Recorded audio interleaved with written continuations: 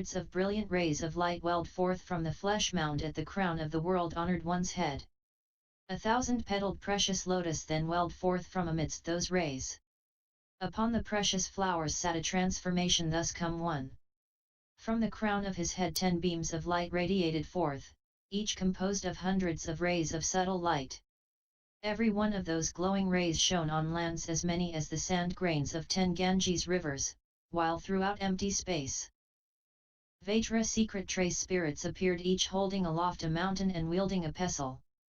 The great assembly, gazing upward, felt fearful admiration and sought the Buddha's kind protection. Single-mindedly they listened as the thus come one in the light at the hallmark of the invisible crown proclaimed this spiritual mantra. Ananda, it is from this cluster of light atop the crown of the Buddha's head, the secret chant, Syi Dan Dwo Bwo, with its subtle, wonderful compilation of phrases, that all the Buddhas of the 10 directions come forth. Because the thus come ones of the 10 directions use this mantra heart, they realize unsurpassed, proper, and all-pervading knowledge and enlightenment. Because the thus come ones of the 10 directions take up this mantra heart, they subdue all demons and control all adherents of externalist ways. Because the thus come ones of the 10 directions avail themselves of this mantra heart, they sit upon jeweled lotus flowers and respond throughout countries as numerous as motes of dust. Because the thus come ones of the 10 directions embody this mantra heart, they turn the great Dharma wheel in lands as numerous as fine motes of dust.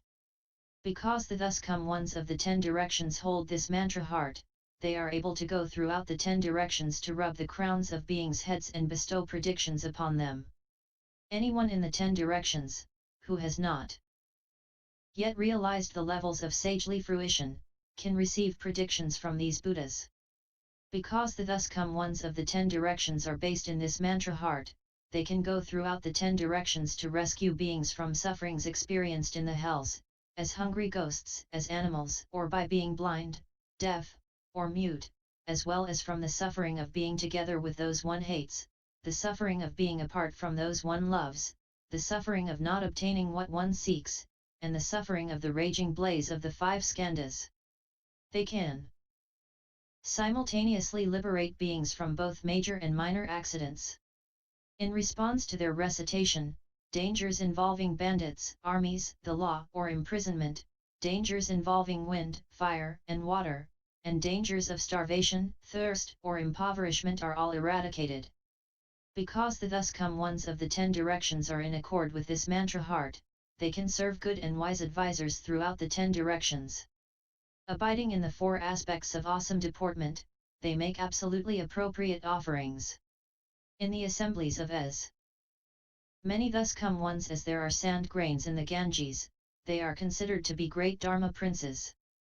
Because the thus come ones of the 10 directions practice this mantra heart, they can gather in and teach their relatives in the 10 directions and keep those of the small vehicle from being frightened when they hear this secret treasury. Because the thus come ones of the 10 directions recite this mantra heart, they realize unsurpassed enlightenment while sitting beneath the Bodhi trees, and enter parinirvana. Because the thus come ones of the 10 directions transmit this mantra heart, after their nirvana, those to whom they have bequeathed the Buddha Dharma can dwell in and support it to an ultimate degree. Being strict and pure in the precepts and rules, they can attain total purity.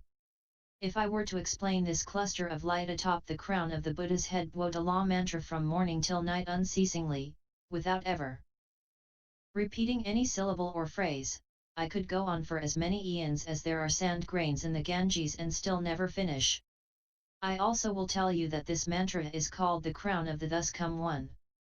Unless you hold this mantra, all of you with something left to study who have not yet put an end to the cycle of rebirth and yet have brought forth sincere resolve to become arhats, will find it impossible to sit in a way place and be far removed in body and mind from all demonic deeds. Ananda, let any being of any country in any world copy out this mantra in writing on materials native to his region, such as birch bark, patra, plain paper, or white cotton cloth, and store it in a pouch containing incense. If that person wears the pouch on his body, or if he keeps a copy of the mantra in his home, then you should know that even if he understands so little that he cannot recite the mantra from memory, he will not be harmed by any poison during his entire life. Ananda, I will now tell you more about how this mantra can rescue and protect the world, help people obtain great fearlessness, and bring to accomplishment living beings transcendental wisdom.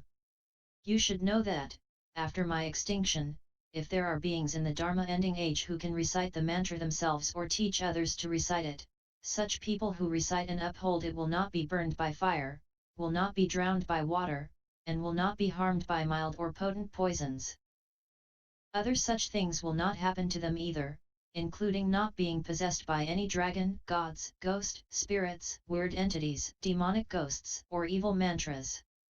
These people's minds will attain proper reception, so that any spell, any paralyzing sorcery, any poison made of herbs, gold, silver, any plant, tree, insect, or snake, and any of the myriad kinds of poisonous vapors will turn into sweet dew when encountered or ingested. No evil stars, nor any ghost or spirit that harbors malice in its heart and poisons others can work its evil on these people. Vinayaka as well as all the evil ghost kings and their retinues will be led by deep kindness to always guard and protect them. Ananda, you should know that 84,000 Nahudas of Ganges sands of Kodas of Vajra treasury king bodhisattvas and their descendants, each with Vajra multitudes and their retinues, are ever in attendance, day and night, upon this mantra. If beings whose minds are scattered and who have no samadhi remember and recite the mantra, the Vajra kings will always surround such good people. That is even more true for those who are decisively resolved upon Bodhi. All the Vajra treasury king bodhisattvas will regard them attentively and secretly hasten the opening of their spiritual awareness.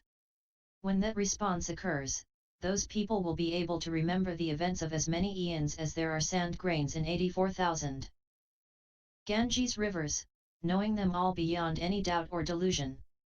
From that eon onward, through every life until the time they take last body, they will not be born where there are yakshas, rakshasas, putanas, kataputanas, kumhandas, pishachas and so forth, where there is any kinds of hungry ghost, or any being possessing or lacking form, possessing or lacking thought, or in any other such evil place. If these good men read, recite, copy, or write out the mantra, if they carry it or treasure it, or if they make offerings to it, then through eon after eon they will not be poor or lowly, nor will they be born in unpleasant places. If these beings have never done any deeds that generate blessings, the thus come ones of the 10 directions will bestow their own merit and virtue upon these people. Because of that, throughout Asamkhayas of ineffable, unspeakable numbers of eons, as many as sand grains in the Ganges, they will always be born in places where there are Buddhas. Their limitless merit and virtue will be threefold, like the amala fruit cluster, for they stay in the same place, become permeated with cultivation, and never part from the Buddhas. Therefore, the mantra can enable those who have broken the precepts to regain the purity of the precept's source. It can enable those who have not received the precepts to receive them. It can cause those who are not vigorous to become vigorous. This mantra can enable those who lack wisdom to gain wisdom. It can cause those who are not pure to quickly become pure.